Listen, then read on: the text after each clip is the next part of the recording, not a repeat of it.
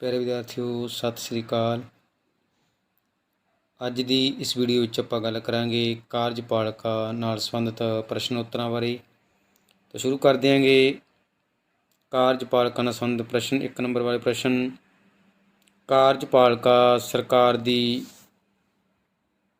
ਉਹ ਸ਼ਾਖਾ ਹੈ ਜੋ ਕਾਨੂੰਨ ਦੁਆਰਾ ਪ੍ਰਗਟਾਈ ਗਈ ਡੈਸ਼ ਦੀ ਇੱਛਾ ਨੂੰ ਲਾਗੂ ਕਰਦੀ ਹੈ। ਉੱਤਰ ਆਇਓ ਆਪਣੇ ਕੋਲ ਲੋਕ ਕਾਰਜਪਾਲਿਕਾ ਦੇ ਕੰਮ ਇਸ ਦੇ ਡੈਸ਼ 'ਤੇ ਨਿਰਭਰ ਕਰਦੇ ਹਨ। ਠੀਕ ਹੈ। ਉੱਤਰ ਆਇਓ ਆਪਣੇ ਕੋਲ ਸਰੂਪ ਕਾਰਜਪਾਲਿਕਾ ਦਾ ਪ੍ਰਧਾਨ ਹੀ ਸੈਨਾ ਦਾ ਸਭ ਤੋਂ ਵੱਡਾ ਪ੍ਰਧਾਨ ਡੈਸ਼ ਹੁੰਦਾ ਹੈ। ਉੱਤਰ ਆਇਓ ਆਪਣੇ ਕੋਲ ਸੈਨਾਪਤੀ। ਕਾਰਜਪਾਲਿਕਾ ਦਾ ਮੁਖੀ ਅਸਲੀ ਮੁਖੀ ਕੌਣ ਹੁੰਦਾ ਹੈ ਅਤੇ ਭਾਰਤ ਦਾ ਮੌਜੂਦਾ ਕਾਰਜਪਾਲਿਕਾ ਦਾ ਮੁਖੀ ਦਾ ਨਾਮ ਦੱਸੋ। ਉੱਤਰ ਆਇਓ ਆਪਣੇ ਕੋਲ ਪ੍ਰਧਾਨ ਮੰਤਰੀ ਨਰਿੰਦਰ ਮੋਦੀ। ਕਾਰਜਪਾਲਿਕਾ ਦੀ ਕੋਈ ਇੱਕ ਉਦਾਹਰਨ ਪਰਿਭਾਸ਼ਾ। ਉੱਤਰ ਗਿਲਕ੍ਰਿਸਟ ਅਨੁਸਾਰ ਕਾਰਜਪਾਲਿਕਾ ਸਰਕਾਰ ਦੀ ਉਹ ਸ਼ਾਖਾ ਹੈ ਜੋ ਕਾਨੂੰਨ ਦੇ ਰੂਪ ਵਿੱਚ ਲੋਕਾਂ ਦੀ ਇੱਛਾ ਨੂੰ ਲਾਗੂ ਕਰਦੀ ਹੈ।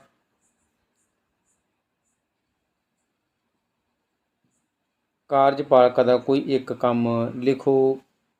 ਕਾਰਜਪਾਲਿਕਾ ਉੱਚ ਅਧਿਕਾਰੀਆਂ ਨੂੰ ਨਿਯੁਕਤ ਕਰਦੀ ਹੈ ਅਤੇ ਉਹਨਾਂ ਨੂੰ ਅਹੁਦੇ ਤੋਂ ਹਟਾਉਣ ਦਾ ਅਧਿਕਾਰ ਵੀ ਰੱਖਦੀ ਹੈ। ਕਾਰਜਪਾਲਿਕਾ ਦੀਆਂ 2 ਕਿਸਮਾਂ ਲਿਖੋ। ਸੰਸਦੀ ਅਤੇ ਪ੍ਰਧਾਨਾਤਮਕ ਇਕਾਈ ਜਾਂ ਬਹੁਪੁਰਖੀ ਕਾਰਜਪਾਲਿਕਾ। ਕਾਰਜਪਾਲਿਕਾ ਦਾ ਕੋਈ ਇੱਕ ਵਿਧਾਨਕ ਕੰਮ ਲਿਖੋ। ਵਿਧਾਨ ਮੰਡਲ ਦਾ ਸਮਾਗਮ ਕਾਰਜਪਾਲਿਕਾ ਦੁਆਰਾ ਬੁਲਾਇਆ ਜਾਂਦਾ ਹੈ। ਸਥਾਈ ਕਾਰਜਪਾਲਿਕਾ ਕੀ ਹੈ? ਇਸ ਤੋਂ ਭਾਵ ਨੌਕਰਸ਼ਾਹੀ ਦੇ ਅਧਿਕਾਰੀ ਜੋ ਆਪਣੇ ਅਹੁਦੇ 'ਤੇ ਸਥਾਈ ਤੌਰ 'ਤੇ ਰਹਿ ਕੇ ਰਾਜ ਦਾ ਪ੍ਰਸ਼ਾਸਨ ਚਲਾਉਂਦੇ ਹਨ। ਨਾਮਾਤਰ ਕਾਰਜਪਾਲਿਕਾ ਕੀ ਹੈ? ਅਜਿਹੀ ਕਾਰਜਪਾਲਿਕਾ ਜਿੱਥੇ ਰਾਜ ਦੀਆਂ ਸਾਰੀਆਂ ਸ਼ਕਤੀਆਂ ਦੀ ਵਰਤੋਂ ਉਸ ਦੇ ਮੁਖੀ ਦੁਆਰਾ ਕਰਨ ਦੀ ਥਾਂ ਉਸ ਦੇ ਨਾਮ 'ਤੇ ਕੀਤੀ ਜਾਵੇ। 2 ਅੰਕਾਂ ਵਾਲੇ ਪ੍ਰਸ਼ਨ। ਕਾਰਜਪਾਲਿਕਾ ਤੋਂ ਤੁਹਾਡਾ ਕੀ ਭਾਵ ਹੈ? ਸਰਕਾਰ ਦੇ 3 ਅੰਗ ਹਨ। ਵਿਧਾਨ ਪਾਲਿਕਾ, ਕਾਰਜਪਾਲਿਕਾ, ਨਿਆਂਪਾਲਿਕਾ ਹੁੰਦੇ ਹਨ। ਕਾਰਜਪਾਲਿਕਾ ਤੋਂ ਭਾਵ ਸਰਕਾਰ ਦਾ ਉਹ ਅੰਗ ਜੋ ਵਿਧਾਨਪਾਲਿਕਾ ਦੁਆਰਾ ਬਣਾਏ ਗਏ ਕਾਨੂੰਨਾਂ ਨੂੰ ਲਾਗੂ ਕਰਦੀ ਹੈ ਅਤੇ ਇਸ ਦੇ ਅਧੀਨ ਹੀ ਦੇਸ਼ ਦਾ ਸਾਰਾ ਸ਼ਾਸਨ ਚੱਲਦਾ ਹੈ। ਕਾਰਜਪਾਲਿਕਾ ਦੇ ਕੰਮ ਲਿਖੋ। ਉੱਤਰ ਕਾਰਜਪਾਲਿਕਾ ਦਾ ਮੁੱਖ ਕੰਮ ਵਿਧਾਨ ਮੰਡਲ ਦੁਆਰਾ ਬਣਾਏ ਕਾਨੂੰਨਾਂ ਨੂੰ ਲਾਗੂ ਕਰਨਾ ਹੈ। ਕਾਨੂੰਨ ਅਨੁਸਾਰ ਰਾਜ ਦਾ ਪ੍ਰਬੰਧ ਚਲਾਉਣ ਅਤੇ ਕਾਨੂੰਨ ਦੀ ਵਿਵਸਥਾ ਕਰਨੀ। ਵਿਧਾਨਪਾਲਿਕਾ ਅਤੇ ਨਿਆਂਪਾਲਿਕਾ ਵਿਚਕਾਰ ਸੰਤੁਲਨ ਕਾਇਮ ਰੱਖਣਾ। ਚੌਥਾ ਪ੍ਰਸ਼ਨ। ਸਥਾਈ ਕਾਰਜਪਾਲਿਕਾ ਦੇ ਕੰਮ ਲਿਖੋ। ਉੱਤਰ ਨੀਤੀ ਨਿਰਮਾਣ। ਨੌਕਰਸ਼ਾਹੀ ਮੰਤਰੀ ਮੰਡਲ ਨੂੰ ਨੀਤੀ ਨਿਰਮਾਣ, ਇਸੇ ਨਿਰਮਾਣ ਪੜ੍ਹਨਾ ਰਹੀ ਨਿਰਮਾਣ ਵਿੱਚ ਮਦਦ ਕਰਦੀ ਹੈ। ਨੀਤੀਆਂ ਲਾਗੂ ਕਰਨਾ। ਇਹ ਨੀਤੀਆਂ ਨਿਰਮਾਣ ਦੇ ਨਾਲ ਨਾਲ ਇਹਨਾਂ ਦੀ ਕੁਸ਼ਲਤਾ ਅਤੇ ਇਮਾਨਦਾਰੀ ਨੂੰ ਨਾਲ ਲਾਗੂ ਕਰਦੀ ਹੈ। ਪ੍ਰਸ਼ਾਸਨ ਚਲਾਉਣਾ। ਇਸ ਦਾ ਮੁੱਖ ਕੰਮ ਪ੍ਰਸ਼ਾਸਨ ਚਲਾਉਣਾ ਹੈ। ਆਧੁਨਿਕ ਸਮਾਜ ਵਿੱਚ ਸਰਕਾਰ ਅੱਗੇ ਪਈਆਂ ਗੁੰਝਲ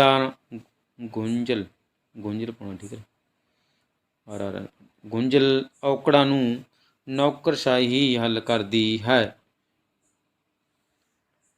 ਪ੍ਰਸ਼ਨ 5ਵਾਂ। ਰਾਜਨੀਤਿਕ ਕਾਰਜਪਾਲਿਕਾ ਦੇ 2 ਕੰਮ ਲਿਖੋ ਜਾਂ ਦੱਸੋ। ਸਾਰਵਜਨਿਕ ਨੀਤੀਆਂ, ਨੌਕਰਸ਼ਾਹੀ ਤੇ ਨਿਯੰਤਰਣ ਉਪਾਧੀਆਂ ਦੇਣਾ, ਜਨ ਸੰਪਰਕ ਕਾਰਜ, ਸੰਕਟ ਸਮੇਂ ਵਿਸ਼ੇਸ਼ ਕਾਰਜ ਸੌਂਪਣੇ। ਕਾਰਜਪਾਲਿਕਾ ਦੀਆਂ ਦੋ ਪਰਿਭਾਸ਼ਾਵਾਂ ਲਿਖੋ। ਗਿਲ ਕ੍ਰਿਸਟ ਅਨੁਸਾਰ ਕਾਰਜਪਾਲਿਕਾ ਸਰਕਾਰ ਦੀ ਉਹ ਸ਼ਾਖਾ ਹੈ ਜੋ ਕਾਨੂੰਨ ਦੇ ਰੂਪ ਵਿੱਚ ਲੋਕਾਂ ਦੀ ਇੱਛਾ ਨੂੰ ਲਾਗੂ ਕਰਦੀ ਹੈ। ਗਾਰਨਰ ਦੇ ਅਨੁਸਾਰ ਵਿਆਪਕ ਅਤੇ ਸਮੂਹਿਕ ਅਰਥਾਂ ਵਿੱਚ ਕਾਰਜਪਾਲਿਕਾ ਉਹ ਸਭ ਰਾਜ ਕਰਮਚਾਰੀ ਅਤੇ ਸੰਸਥਾਵਾਂ ਆ ਜਾਂਦੀਆਂ ਹਨ ਜਿਨ੍ਹਾਂ ਦਾ ਕੰਮ ਕਾਨੂੰਨ ਅਨੁਸਾਰ ਰਾਜ ਦੀ ਪ੍ਰਗਟਾਈ ਇੱਛਾ ਨੂੰ ਪੂਰਾ ਜਾਂ ਮੁਕੰਮਲ ਕਰਨਾ ਹੁੰਦਾ ਹੈ। ਪ੍ਰਸ਼ਨ 7ਵਾਂ, ਨਾਮਾਤਰ ਕਾਰਜਪਾਲਿਕਾ ਕੀ ਹੈ?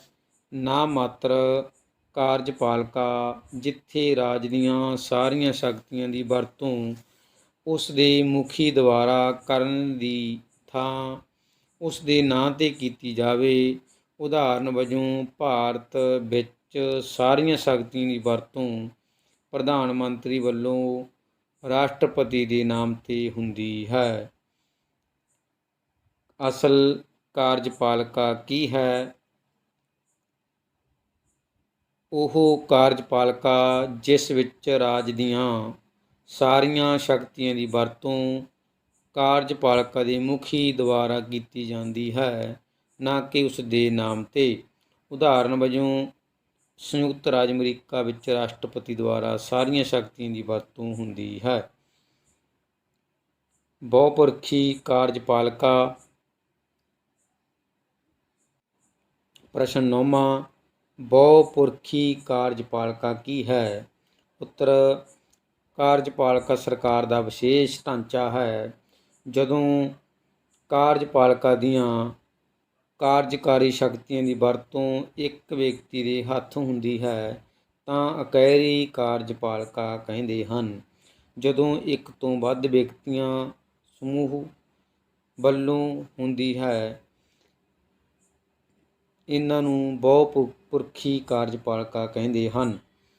ਸਫਲ ਜਾਂ ਕਾਮਯਾਬ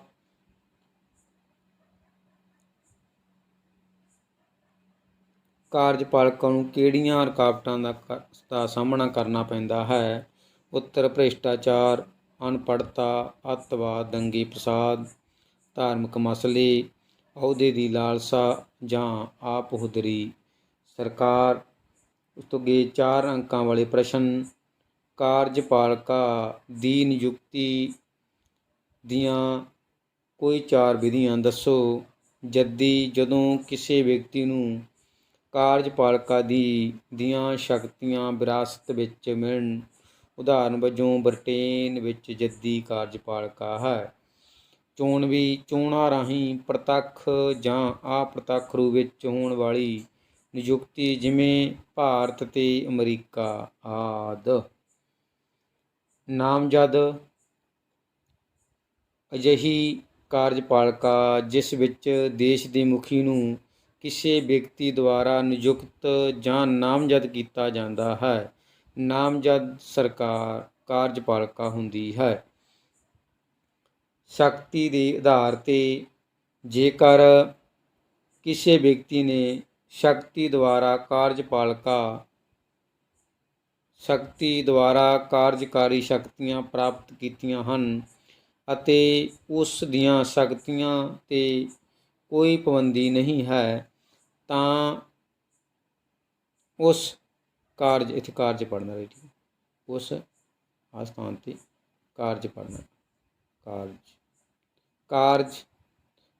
ਨੂੰ ਸ਼ਕਤੀ ਆਧਾਰਿਤ ਕਾਰਜਪਾਲਿਕਾ ਜਾਂ ਤਾਨਾਸ਼ਾਹੀ ਕਾਰਜਪਾਲਿਕਾ ਕਹਿੰਦੇ ਹਨ। ਉਸ ਤੋਂ ਅੱਗੇ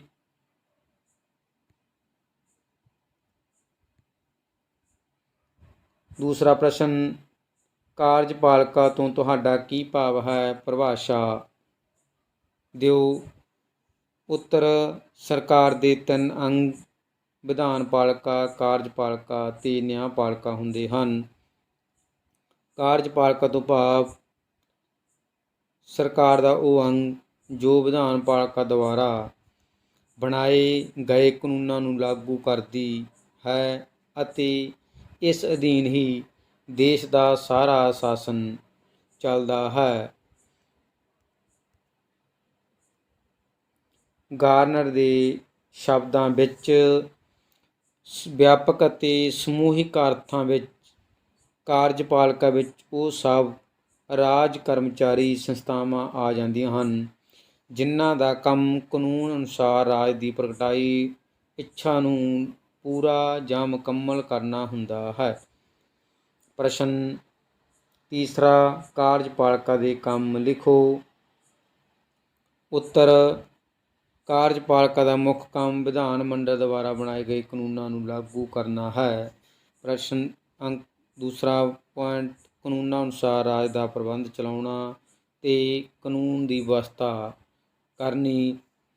ਵਿਧਾਨ ਪਾਲਿਕਾ ਤੇ ਨਿਆਂਪਾਲਿਕਾ ਵਿਚਕਾਰ ਸੰਤੁਲਨ ਕਾਇਮ ਰੱਖਣਾ। ਵਿਦੇਸ਼ੀ ਨੀਤੀ ਨਿਰਮਾਣ ਕਰਨਾ ਅਤੇ ਵਿਦੇਸ਼ੀ ਸੰਬੰਧਾਂ ਨਾਲ ਚੱਲਣ ਕਰਨਾ ਅਤੇ ਢੁਕਵਾਂ ਵਪਾਰ ਕਰਨਾ। ਮਿੱਤਰਤਾ ਕਾਇਮ ਰੱਖਣਾ। ਦੇਸ਼ ਨੂੰ ਬਾਹਰੀ ਸ਼ਕਤੀਆਂ ਤੋਂ ਸੁਰੱਖਿਅਤ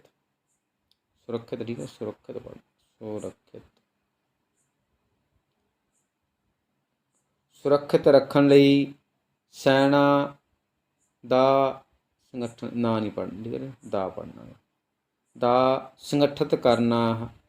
ਸੰਗਠਨ ਕਰਨਾ ਅਤੇ ਸਮੇਂ ਸਮੇਂ 'ਤੇ ਨਿਰਦੇਸ਼ ਦੇਣਾ ਹੈ। ਚੌਥਾ ਪ੍ਰਸ਼ਨ, ਸਥਾਈ ਕਾਰਜਪਾਲਿਕਾ ਕੀ ਹੈ? ਇਸ ਦੇ ਕੰਮਾਂ ਬਾਰੇ ਦੱਸੋ।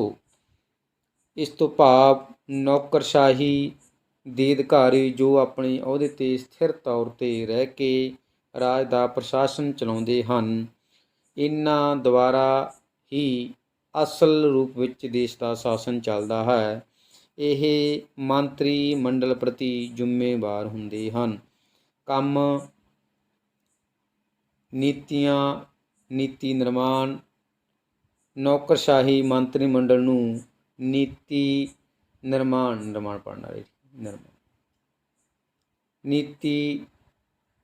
ਨਿਰਮਾਣ ਵਿੱਚ ਮਦਦ ਕਰਦੀ ਹੈ। ਨੀਤੀਆਂ ਲਾਗੂ ਕਰਨਾ। ਇਹ ਨੀਤੀਆਂ ਨਿਰਮਾਣ ਦੇ ਨਾਲ ਨਾਲ ਇਹਨਾਂ ਨੂੰ ਕੁਸ਼ਲਤਾ ਅਤੇ ਇਮਾਨਦਾਰੀ ਨਾਲ ਲਾਗੂ ਕਰਦੀ ਹੈ। ਪ੍ਰਸ਼ਾਸਨ ਚਲਾਉਣਾ। ਇਸ ਦਾ ਮੁੱਖ ਕੰਮ ਪ੍ਰਸ਼ਾਸਨ ਚਲਾਉਣਾ ਹੈ। ਆਧੁਨਿਕ ਸਮਾਜ ਵਿੱਚ ਸਰਕਾਰ ਅੱਗੇ ਪਈਆਂ